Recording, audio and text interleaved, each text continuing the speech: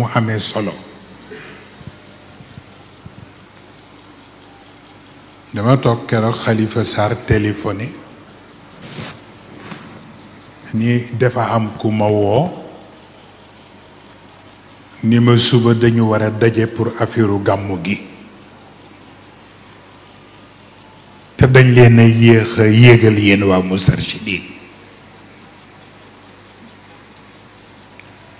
man ko kañ ngeen ñu daan woo ci defaru gàmmu mais ku jaaxle jaaxle nga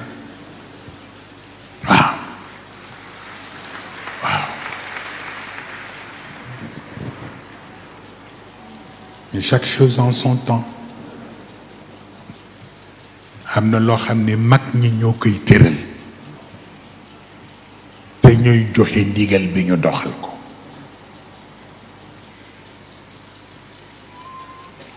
lu ñu jox ndigal buñ ca yeggee lu ñu war a def ñu def ko waaw bu ko defee kon nag yal nañu yàlla may dund yal nañu yàlla may wér comme ni ko Chérif ñaane sànq ku ne gis na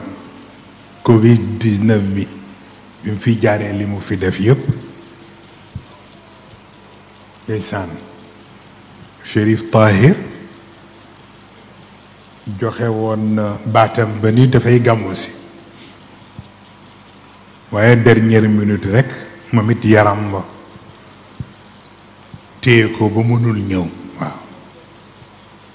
mu ne waaye ñii ñëw yépp man la ñuy ñëwal waaw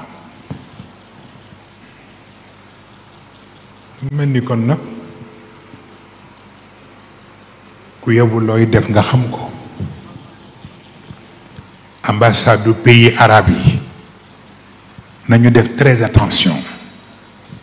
parce que des na tuuti Macky Sall dootu fi nekk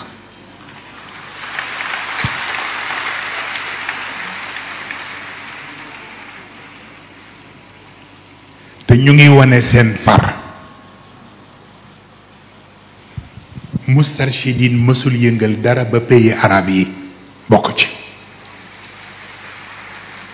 ñépp nag waaye bés a ngi ci kanam Macky Sall dootu fi nekk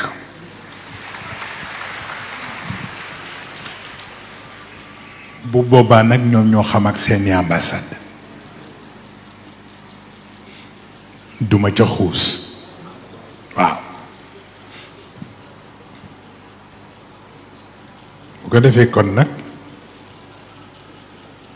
gërëm ñi sonn ci yëf yi rekk